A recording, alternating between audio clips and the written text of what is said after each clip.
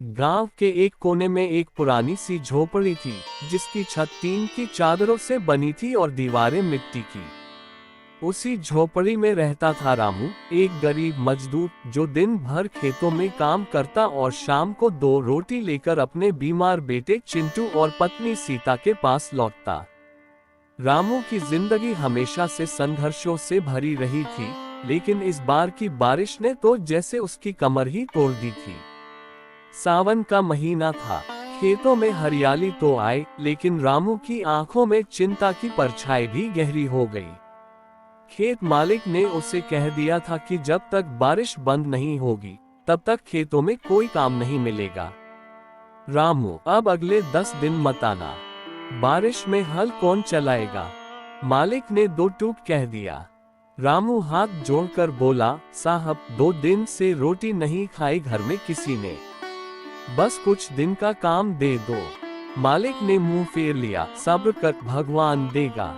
रामू ने झोपड़ी में कदम रखा तो देखा, छत से टपकती पानी की बूंदें अंदर रखे हर बर्तन में गिर रही थी।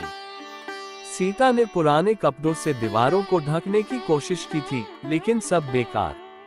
आज भी कुछ नहीं मिला। सीता ने धीमे से पूछा।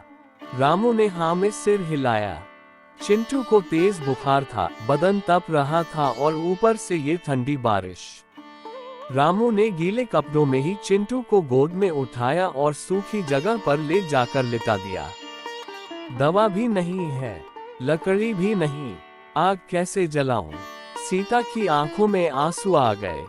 पास की एक झोपड़ी से आवाज आई, रामू भैया, ये कुछ सूखी लकड़ियां ले लो, मैंने बचा कर रखी थी। ये था गफूर, रामू का पड़ोसी और सच्चा दोस्त। गफूर भाई, तुम्हारा ये एहसान मैं जिंदगी भर नहीं भूलूंगा। गफूर मुस्कुराया, गरीब का साथ गरीब ही देता है भैया। अमीरों को तो छतरी और गर्म चाय मिल जाती है, हमें तो एक दूसरे का कंधा ही सहारा है। रात हुई तो बारिश और तेज हो गई। झोपड़ी की छत से पानी टपक टपक कर चिंटू के सिरहाने जा रहा था। रामू और सीता ने उसे घेर कर बैठने की कोशिश की ताकि वह भीग न जाए। पेट में आग थी, लेकिन चूल्हा बुझा पड़ा था। चावल के कुछ दाने थे, लेकिन पकाने को लकड़ी नहीं। सीता, चलो दोनों एक एक गीला कंबल ओढ़ लेते हैं, ताकि बेटा सूखा रह जाए। रामू ने कंबल निकालते हुए कहा। सीता ने रोते हुए कहा, अगर भगवान सच में होता तो गरीबों पर इतनी मार ना पड़ती। सुबह जब रामू उठा तो चिंटू बेहोश पड़ा था। बुखार और ठंड ने उसे झकझोर दिया था। रामू उसे गोद में लेकर गांव के सरकारी अस्पताल की ओर भागा। रास्ते भर बारिश में भीगता गया, पैर कीचड़ में धंसते गए, लेकिन उसने हार नहीं मानी। अस्पताल में डॉक्टर ने देखकर कहा, अगर 1 दिन और देर कर दी होती तो बच्चा नहीं बचता, लेकिन अब चिंता मत करो, समय रहते आ गए हो। रामू की आंखों से आंसू बह निकले, भगवान का शुक्र है। चिंटू धीरे धीरे ठीक हो रहा था। रामू और सीता ने अस्पताल के बरामदे में ही रातें काटी। बारिश अब भी रुक नहीं रही थी, लेकिन अब रामू के मन में एक उम्मीद थी। गांव लौटने पर रामू को एक गो का आदमी मिला जो बारिश से प्रभावित लोगों की मदद कर रहा था। उसने रामू की झोपड़ी के लिए तिरपाल, राशन और कुछ नकद पैसे दिए। तुम्हारा नाम गफूर ने दिया था, उस आदमी ने कहा। तुम्हारे बेटे की तबीयत और घर की हालत देखकर हमें बहुत दुख हुआ। रामू की आंखें फिर नम हो गईं। अब पहली बार उसे लगा कि गरीबी की मार चाहे जितनी हो, लेकिन इंसानियत अब भी जिंदा है। बारिश हर साल आती है, कुछ के लिए राहत तो कुछ के लिए आफत बनकर। लेकिन रामू और सीता के लिए यह बारिश एक सबक बनकर आए कि गरीब होना गुनाह नहीं, लेकिन चुप रहना और हार मान लेना जरूर होता है। अब रामू ने ठान लिया था, मैं अब अपने बेटे को पढ़ाऊंगा, ताकि उसे बारिश की मार ना झेलनी पड़े। उसे मजबूरी में खेतों में हल न चलाना पड़े। उसे तिरपाल की छत नहीं, पक्के घर की छत मिलेगी। बरसात अब भी हो रही थी, लेकिन अब रामू की आंखों में आंसू नहीं, उम्मीदें थीं। बारिश थम चुकी थी, गांव की मिट्टी अब कीचड़ से भर चुकी थी, लेकिन रामू के दिल में उम्मीद की नमी थी।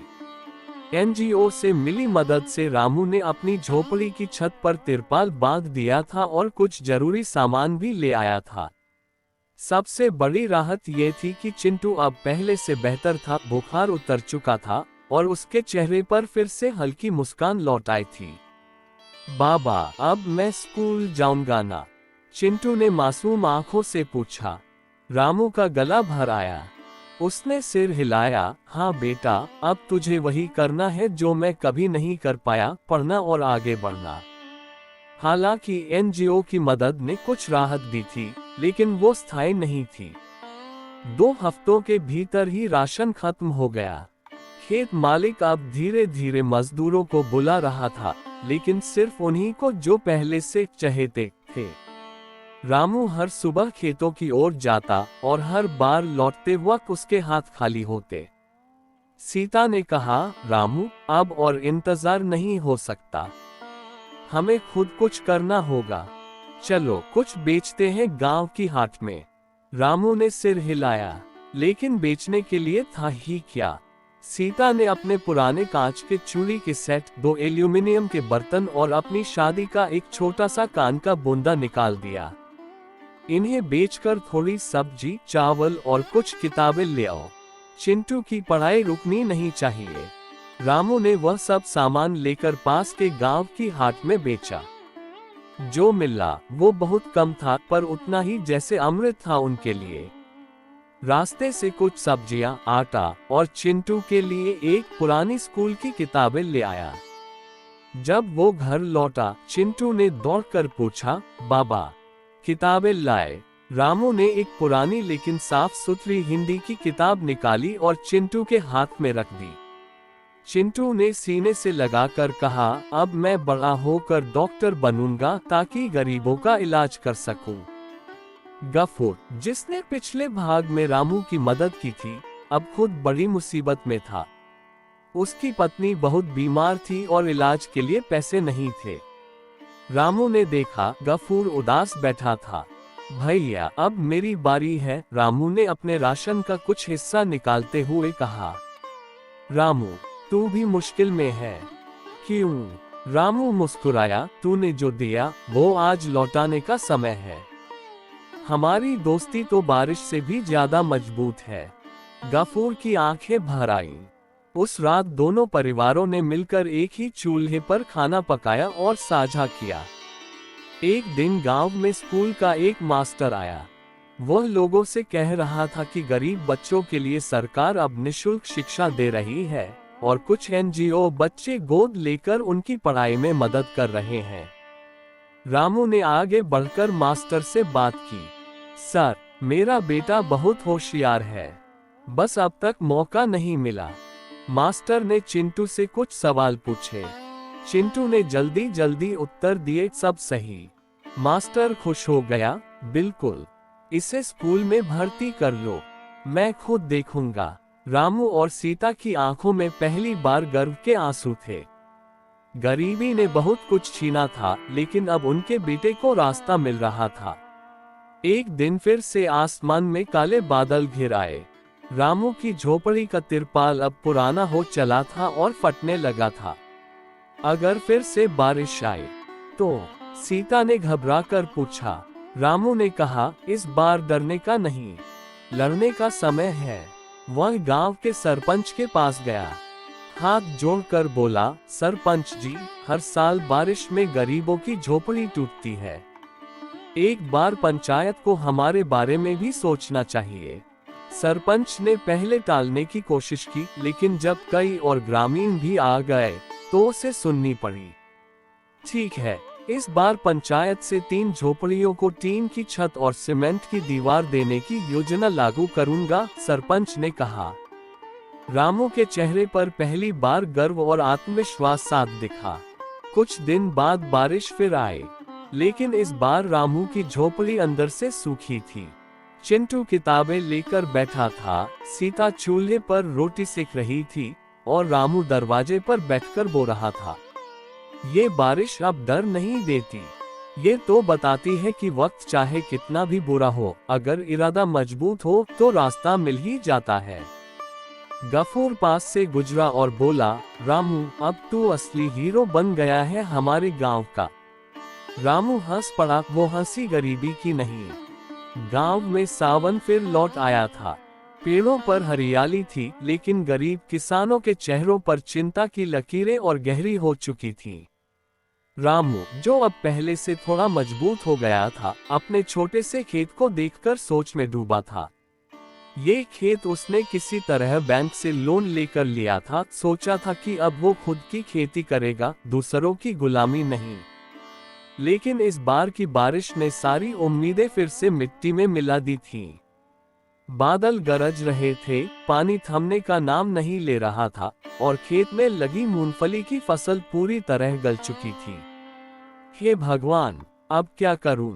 रामू ने आसमान की तरफ देखकर कहा। घर लौटते वक्त रामू की चाल ढीली थी, चेहरे पर थकान और आंखों में हार का डर। सीता ने पूछ ही लिया, फसल का क्या हाल है? रामू ने चुपचाप एक कटोरे में भीगा हुआ मूंगफली का एक सड़ा हुआ दाना डाल दिया। सीता समझ गई। उसने बिना कुछ कहे 2 रोटी बेलनी शुरू की। अब बैंक का कर्ज कैसे चुकाएंगे रामू? उसने धीरे से पूछा। पता नहीं सीता, कभी लगता है कि मेहनत करने से कुछ मिलेगा, लेकिन किस्मत हर बार मुट्ठी से फिसल जाती है। 2 दिन बाद बैंक का एक बाबू आया। उसने एक नोटिस दिया और बोला, अगर 10 दिन में कर्ज नहीं चुकाया तो जमीन नीलाम हो जाएगी। रामू ने हाथ जोड़कर कहा, साहब, बारिश ने सब कुछ बर्बाद कर दिया, थोड़ा समय दीजिए। बाबू बोला, हम सिर्फ कागज देखते हैं, किसानों का दर्द नहीं। रामू के हाथ से पर्ची गिर गई, लेकिन दिल में एक आग जल उठी। अब या तो जमीन बचानी है या जान देनी है। रामू गांव की पंचायत में गया। सरपंच से बोला, अगर पंचायत थोड़ा बीज दे दे और सरकार से मदद की अपील करे तो हम फिर से फसल उगा सकते हैं। सरपंच ने मुंह बनाते हुए कहा, रामू, तुझे हर बार मदद चाहिए क्या? औरों को भी देख, सब तो खुद ही झेल रहे हैं। रामू ने जवाब दिया, अगर पंचायत किसानों का साथ नहीं देगी तो किसका देगी? वहां बैठे कुछ और किसान भी रामू की बात से सहमत हो गए।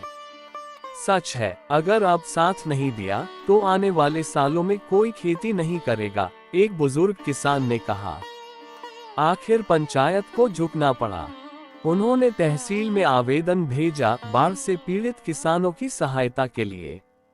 1 हफ्ते बाद तहसील से खबर आई कि सरकार की तरफ से राहत राशन, खाद और कुछ बीज आने वाले हैं। रामू की आंखों में पहली बार फिर चमक आई। अगर इस बार समय रहते बीज मिल गए तो खेत फिर मुस्कुराएंगे। लेकिन एक समस्या और थी, ट्रैक्टर किराए पर लेना। फसल की मिट्टी सड़ी हुई थी, जमीन को पलटना जरूरी था। रामू ने अपने पुराने दोस्त बुधिया से मदद मांगी। बुधिया के पास खुद का ट्रैक्टर था, लेकिन हाल ही में उसका खुद का नुकसान हुआ था। फिर भी उसने कहा, रामू, तूने सबके लिए आवाज उठाई, तो अब ये ट्रैक्टर तेरा है 2 दिन के लिए। रामू ने उसे गले लगा लिया। बारिश अब थम चुकी थी। सूरज की किरणों ने खेतों में जीवन फूंकना शुरू कर दिया था। रामू ने खेत को जोता, बीज डाले और सुबह से शाम तक मेहनत की। सीता भी साथ देती रही, कभी बीज छांटती, कभी पानी का इंतजाम करती। गांव के और किसानों ने भी रामू की तरह हिम्मत नहीं हारी।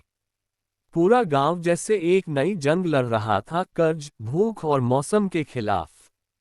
एक दिन बैंक से एक नया बाबू आया। उसने बताया कि सरकार ने बाढ़ पीड़ित किसानों के कुछ लोन माफ कर दिए हैं।